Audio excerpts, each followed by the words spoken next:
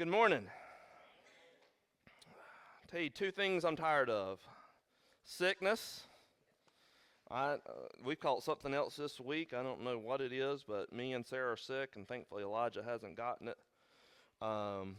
It might just be allergies. I don't know. There's been a lot of Benadryl in my body, so not this morning though. So I'm wide awake. Other thing I'm tired of is storms on Sunday morning. I don't think I've had to. I don't like.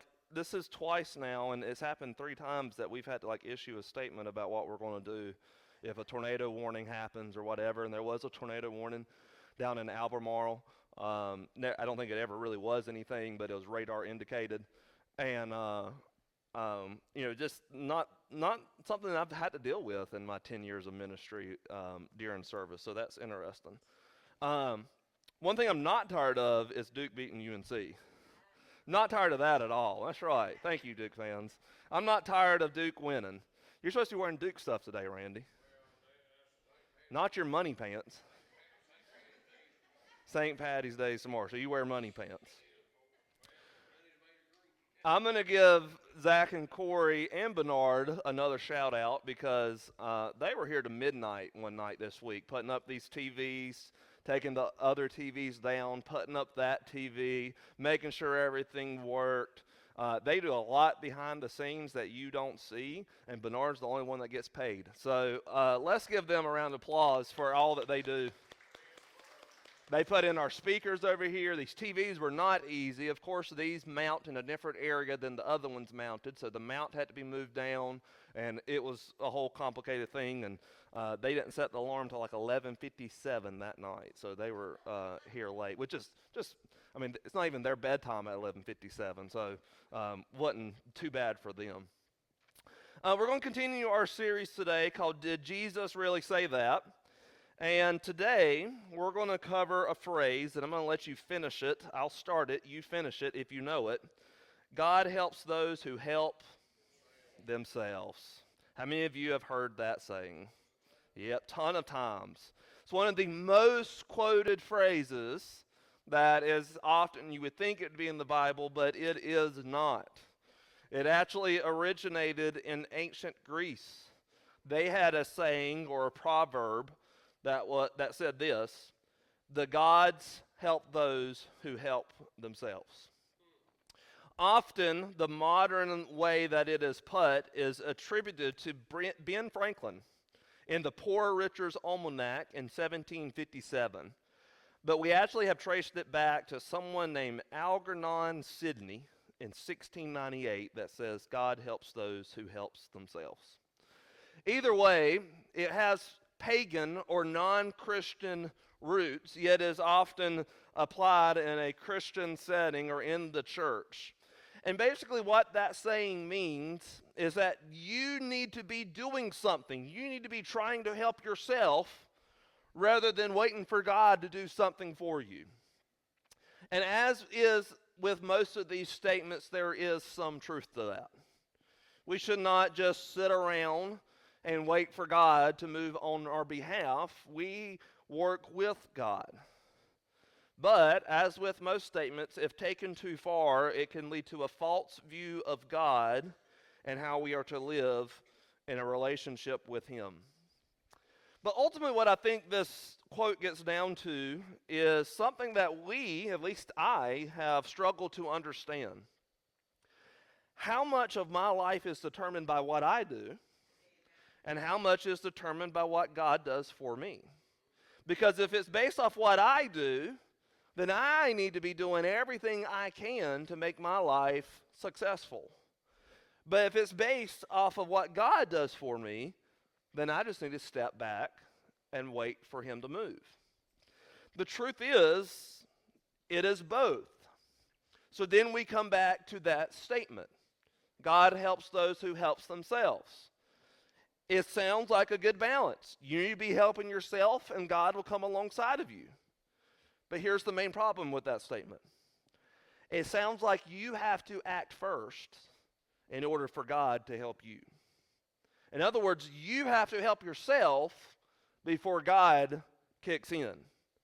And that if that is the case, if that's what this statement is saying, then it encourages self-reliance, self-effort, implying that God will assist only those who are actively trying to solve their own problems.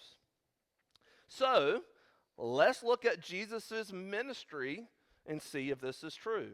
I pulled one story out here. I've got a few examples from Matthew 8, and then we're going to look at another story in the Gospel of John. But here in Luke 18, 35 through 37, let's see if Jesus waited for this guy to help himself. Verses 35 through 37 and 40 through 42. As Jesus approached Jericho, a blind man was sitting by the roadside begging. When he heard the crowd going by, he asked what was happening. They told him, Jesus of Nazareth is passing by. Verse 40. Jesus stopped, and he ordered the man to be brought to him.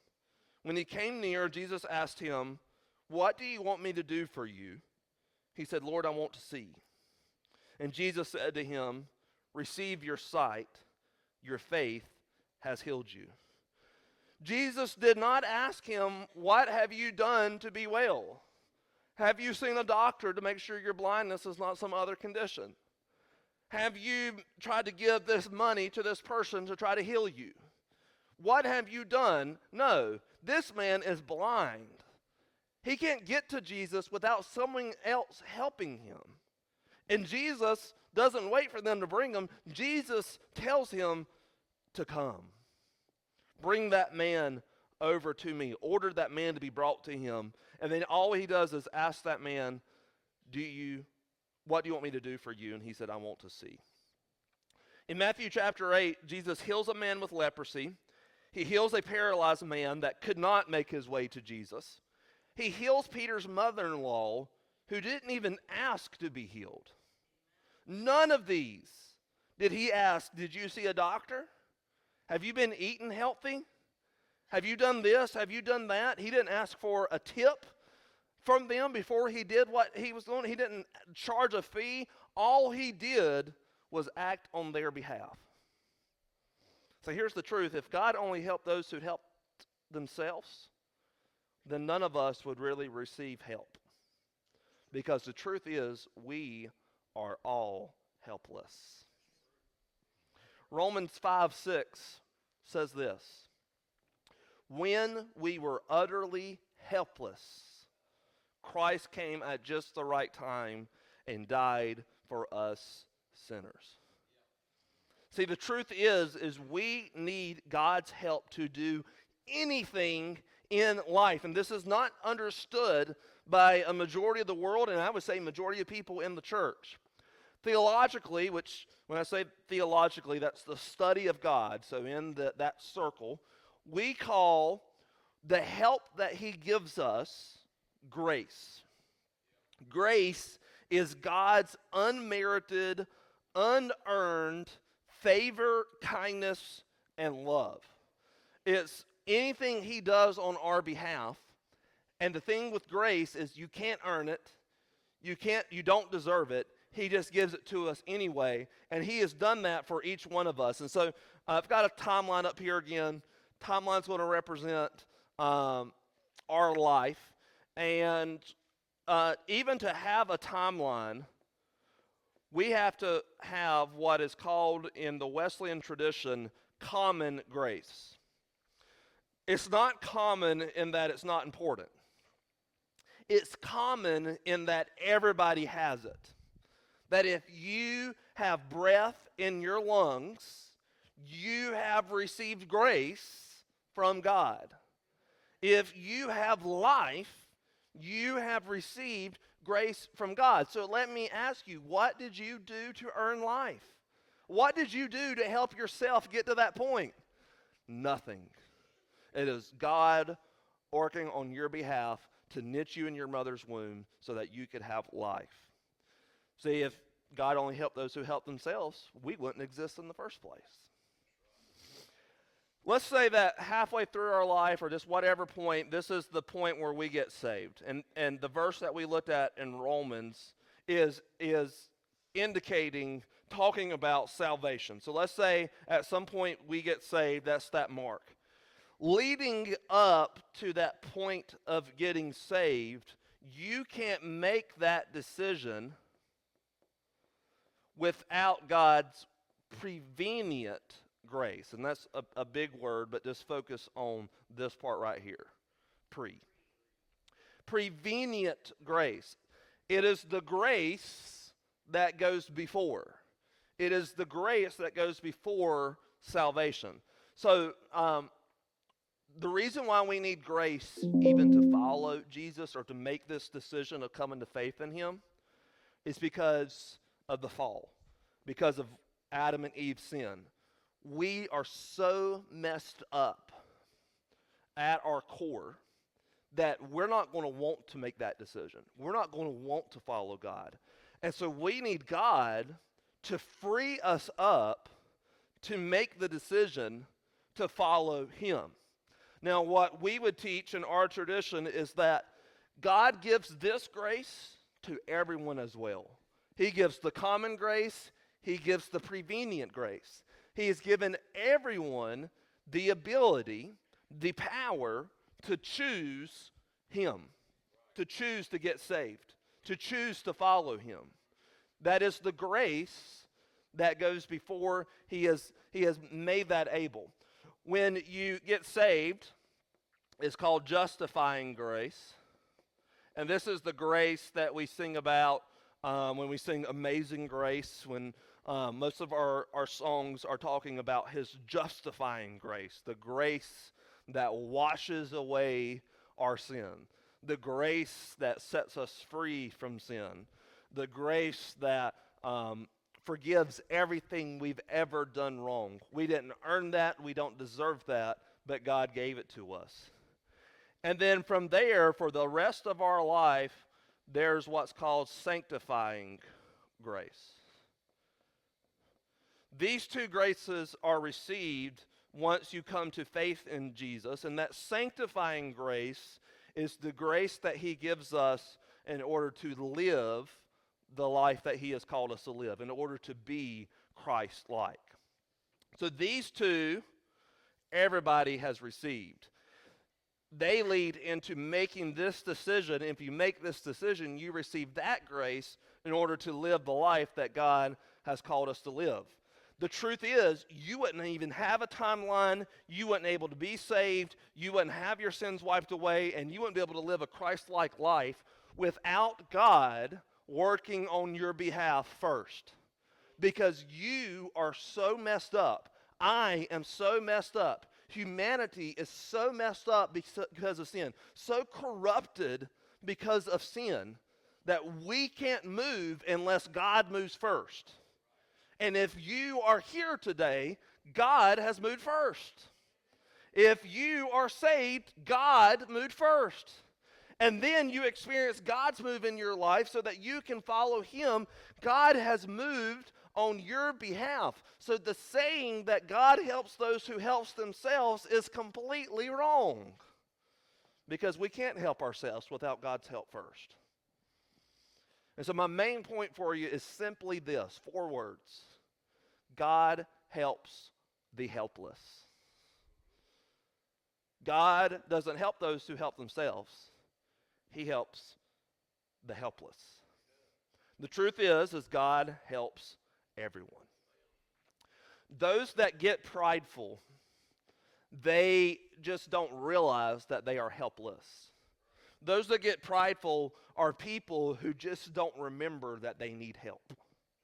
Or just people who don't realize it. There's people, tons of people, millions of people in the world today who do not realize that God has given them grace, what we would call the common grace, in order to live life. But this is why when we see someone, let's say we see someone we disagree with, that's living just a sinful life, they're saying mean things, you know what? God loves them so much that he has shown his unmerited favor and kindness to them by giving them life. That's why you should treat everybody as you want to be treated. That's why you should value that everybody is created in the image of God. That's why we should love those that even the world tends to hate. They have received this common grace. God has already moved on their behalf. But here's something, this is where I think my message for you today is really applicable. God especially helps those that know they need his help. And that's not because he shows them extra favor. I don't mean that he, like if you say I need help, he's going to be like, oh, I'm going to give you 100+ favor, you know. No, it's more that we are open to his help if we know we need it. We are open to the help. We understand that he's offering it to everyone. Both of these, he's offering to everyone.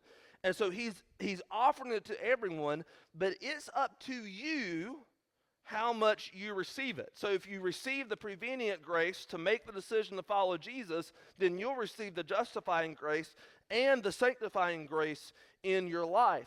But you have to be open to receiving it. Now this is true for salvation, which is what these last two kind of cover. But this is also true for health problems. This is true for any type of conflict, relational conflict we have with other people. This is true for spiritual problems. This is true for discovering your life's purpose or direction in life. Whatever it is, God wants to help you, but you have to be open to it. How often have we not been open to it? Because we are so focused on helping ourselves. I can speak from experience here. I've experienced this specifically with leading the church. So often I'll do what I think we should do without ever asking for God's help. So often in my life, I'll make the decision on what I think needs to happen, what I think I need to say to that person, what I think I need to do to overcome whatever sin, without ever asking God for his help or for his direction. See, sometimes I think we can get so focused on helping ourselves that we miss the help that God is offering.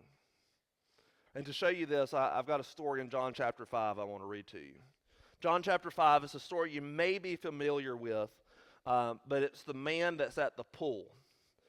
There's this pool there, and this pool would, the water would stir up every now and then. And we don't know exactly why or what was happening.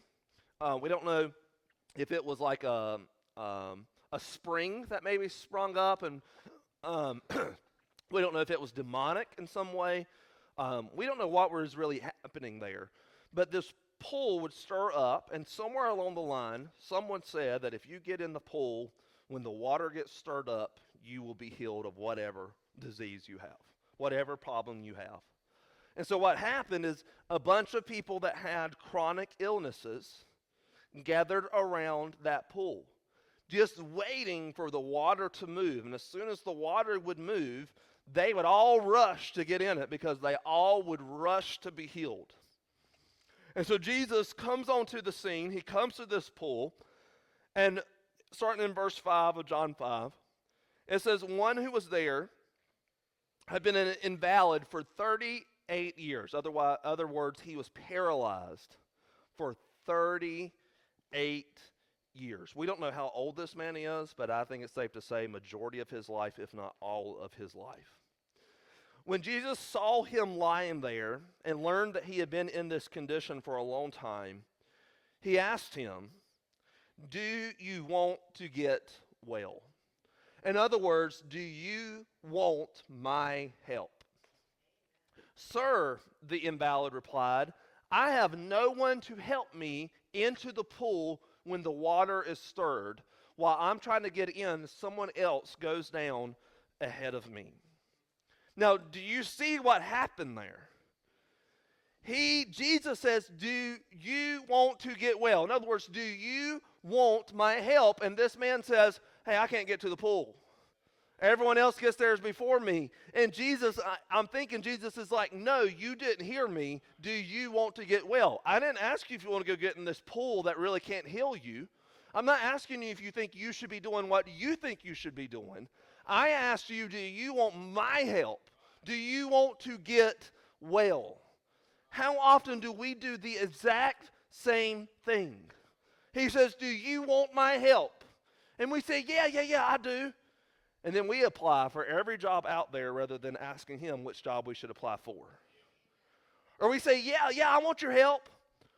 And then we just speak our mind the next time we argue with that person or that issue comes up. God asked, do you want my help? And we said, yeah, I do. So here's what I'm going to do at my job. I'm going to go to my boss on Monday, and I'm going to explain to them what's going on, and they need to fix it or I'm leaving. Or how about this one? Yeah, I do. I want to beat this addiction. So I'm going to take this plan that I have come up with in my head to help me wean off of it, and I'll quit later. What's wrong with all of those? You're missing the one who is offering help. You're not taking into account the help that God is offering. You're not seeking his help, asking him what you should do, even when he is offering it. This man missed it. And so Jesus, it's a simple answer to him. Thankfully, Jesus showed this guy grace, even though he missed. See, he was focused on what he thought could heal him, and he missed the healer. He thought he was doing what he thought would help him, and he totally missed the helper. We do the same thing. And so Jesus responds to him in verses 8 and 9, get up, pick up your mat, and walk. And at once the man was cured. He picked up his mat and walked. See, the pull couldn't do for this man what Jesus could. But his focus wasn't in the right area, yet Jesus acted on his behalf anyway. Aren't you thankful for all the times that Jesus has acted on your behalf anyway when you didn't seek his help? I know I am. When I was trying to figure out what to do with my life, you've heard the story before that I was thinking about being a math teacher. That was kind of what I was wanting to do. That was probably the time in which I sought God's guidance the most. And the thing about God giving his guidance and his help, sometimes he wants you to know just how helpless you are before he'll give it to you. And so I remember being on my knees when I was supposed to be asleep at my parents' house, being on my knees just praying, asking for his guidance, asking for his direction in my life. What do you want me to do? Do you want me to be a teacher, or do you want me to go in the ministry? And it was one day going to Food Lion, going to work. It was on, I can think of the road, it meets 13. No, it's up from there, near Union Grove Christian Church. Huh? Did Kristen say something? Yeah, there's two of them, not the Baptist one, the Christian one. Yeah.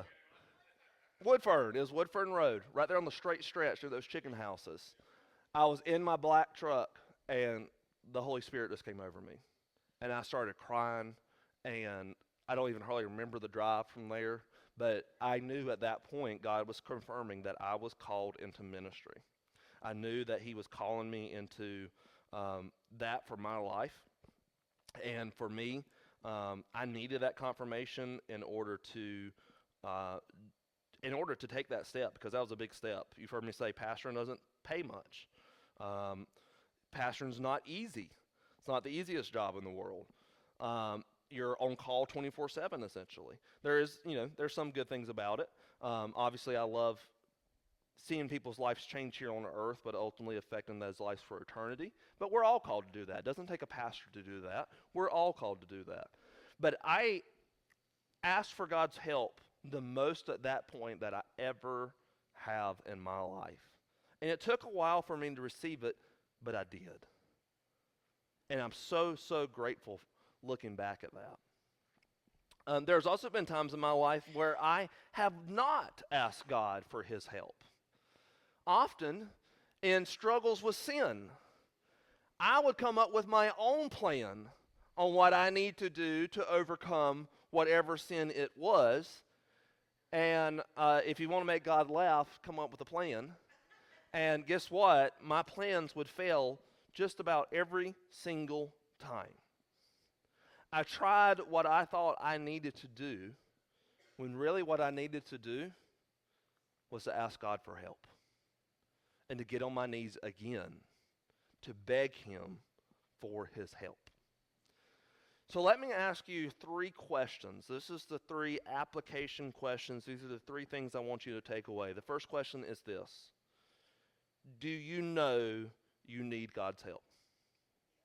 Do you know you need God's help? Do you realize just how helpless you are?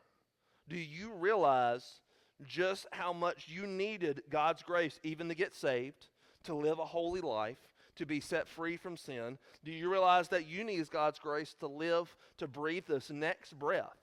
That you have been a recipient of God's grace. And no matter what it is, whether it's sin, trying to figure out direction in life, trying to overcome relational issues, whatever problem you're facing, you need God's help. Do you know that? I was watching a sermon, and he was addressing this, and he had a really good illustration. And I meant to get the video, and I forgot. But have you ever seen that video of the guy that's out on the beach, and he's mopping the ocean, trying to get all the water up? He gave the example of that and said that's what it's like when you're trying to fix your own problems. You can just keep mopping, but there's going to keep being water. The water's going to keep coming. The water's going to keep being there. And isn't that true? That when we try to fix our own problems, another problem pops up. And you know why? Because you're trying to fix it, and you're the one who creates the problems often. So you're just making mistake after mistake. I've said this, I think we said this on Tuesday morning table gathering, or somewhere, I don't remember where, but sometimes I think God allows us to struggle in our life, whether it be with sin or some other problem. Not that He wants us to sin, but He allows us to struggle with it so that we remember just how helpless we are. So that we remember how powerless we are, so that we remember this truth: you need God's help. Do you know you need God's help? Number 2, the second question is, how desperate are you for God's help? Do you want just a little help? Do you just want, to live the good life and want Him to make everything easy for you? Or do you want His help really, really bad? We aren't very desperate, I think,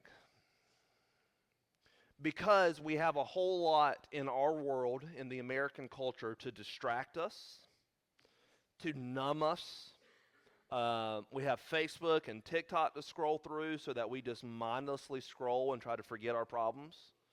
We have Netflix and Hulu and Paramount Plus and Peacock and all the different streaming platforms to turn on. We have Duke and Carolina games to watch Duke beat Carolina time and time again. I got 2 in there for you, Felicia. She told me I had to mention it today. We have all this to numb us, not counting substances to numb us from realizing just how helpless we are and how desperate we are for God's help. But if we were forced to not be numbed by all the entertainment and substances in the world, I think we would be more desperate.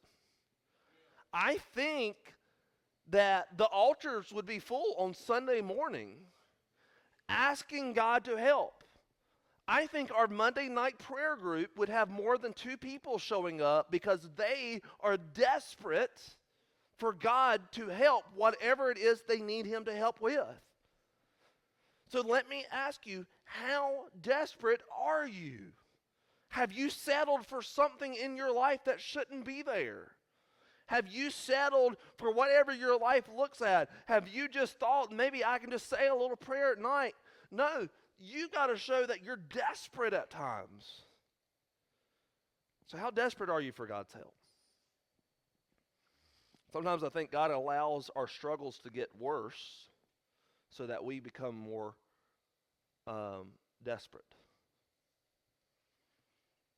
He allows us to experience the fullness of some of our issues. Third, so how desperate are you? Do you know you need God's help? Third, what do you do to seek his help? What do you do? Do you watch Netflix? That's not going to help you. Do you drink or smoke? That's not going to help you. What do you do? You should be praying. You should be reading his word. You should be asking good Christian friends, asking people in the church for their advice. You should be asking him before you do or make any major decision. And then this is where the part of you helping comes in. When he tells you to do something, do it. You can help then. You don't have to help before. God is moving on your behalf. He's given you the grace. He wants you to seek him, so that's the part that you can do. Not that you have to go out and do whatever. You need to seek him, seek his help, and then whatever he tells you to do, do it. And I think that's where that saying probably came from. God helps those who help themselves. In other words, don't just be asking God to do something, give me money, and then don't go get a job. I think that's where the saying come from. But if you're asking God for money, if it's his will, sometimes he has a different plan, and we're going to talk about one of those stories here at the end today. But if it is his plan, his will, then he will tell you, you probably need to go get a job. And then you can ask him, what job should I go get? And then he'll tell you which job you should go get, rather than applying for all of them. Do you act based off what he tells you to do? So if you really want to help yourself, you need to seek God's help. I know for me, I don't trust myself to help myself. Does that make sense? I don't trust myself to help myself. Because if I do what I think I should do, I'm probably going to make a mess of it. I need his guidance in order to know what I need to do to try to help myself. And during our lifetime, I can think of two instances here in the last, 25 years, where people really seem to seek God's help. 9/11, I was young, but I know that people said the churches were full after 9/11. I know they had the national prayer service with Billy Graham leading it. I've actually watched that. People were seeking God's help because they realized just how helpless they were. That they don't have much control over the airplane. When they don't have much control over whether a hijacker gets in there. They don't have much control over anything that happens in this world. And so 9/11, we realized just how helpless we are, and people sought God in prayer. Same sort of thing kind of happened during COVID. I know that it was different because we were not able to go into churches, but some of the numbers indicating the health of Christianity in America have actually went up since COVID. People are reading their Bible more. People are going to church more. We think it's actually stabilized how many Christians are in America rather than being in constant decline. I think that's because they realize that we don't have much control over illness. You can do everything you can to try to prevent getting it, but you can get it no matter what. So you just need to seek God's help and make sure your life with God is right, just in case you did pass away. There's been other people who've maybe lost a job, had a really bad illness. Sometimes it takes something really, really bad for us to seek God's help, but here's my point for you today. Let's seek God's help before the bad thing happens. Let's stop waiting for us to hit rock bottom before we seek his help. Let's search for his help in anything and everything. I'm going to share a story from church history. I love sharing stories of Christians who have gone before us, and this is the story of a man named George Mueller. I'm assuming I'm pronouncing it correctly.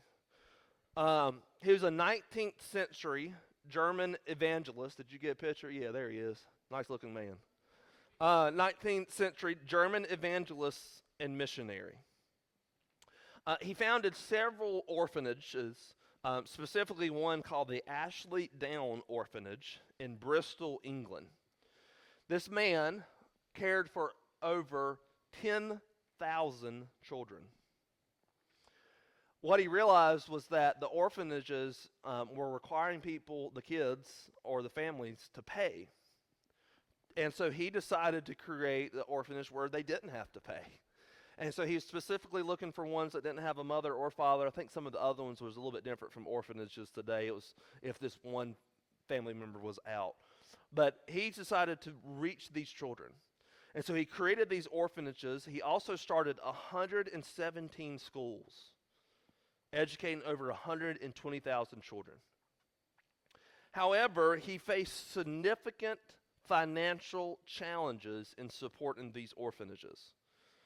And so one morning, this happened often, they were without food. So one morning, they were out food, and he got the children together to pray. They didn't have money to buy anything. They were going to be hungry that day. So him and the children, they gathered together to pray, and they trusted that God would provide. And as soon as they finished praying, guess what broke down outside of the orphanage? A milk truck. They were not able to get the milk, so rather than the milk spoiling, he said, I'm going to donate all this milk to the orphanage. Guess who else showed up? A baker. Had a large quantity of bread that he wanted to provide to the orphanage. This happened time and time and time again. This man did not ask for donations. He did not advertise his needs. Instead, he prayed that God would provide for the orphans in his care. And his reliance was solely on God's provision. And time again, God answered his prayers, providing food, clothing, and financial support. He kept a detailed record of every time God answered one of his prayers. And he documented over 50,000 specific answers to prayer. He was able to minister to 10,000 orphans. What was the number for how many? And school children, 120,000 children, and he relied on God. He knew just how helpless he was. He knew he needed God's help, and he sought God's help, and God provided the help. This is not a point for you, but I thought it might be good to mention here. God helps the helpless help the helpless. So when God helps you, you're supposed to help someone else. That's what happened to this man. He asked for God's help. God provided him with everything he needed to do what God has called him to do. And think about all those children that were changed because of this guy's ministry. Let me ask you today, what do you need God's help with?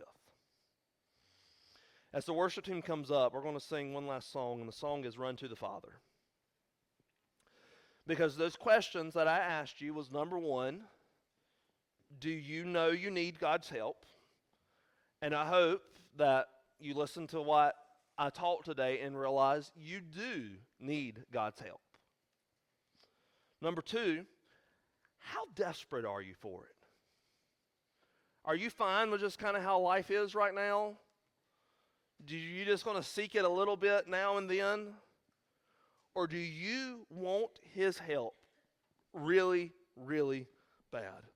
Whether it be with a sin, whether it be with some type of direction in your life, whatever problem you're facing, whatever it is, how desperate are you for his help? And then third, what do you do to seek it? And everything that has to do with seeking his help involves running to the Father. Seeking his guidance, seeking his love, seeking his mercy, seeking his grace. The grace that he gives all of us, the grace that leads to salvation, the justifying grace. There's the sanctifying grace. The grace that we need in order to live life. So I want you to stand to your feet, and I want us to pray together, and then I'm going to invite you to respond.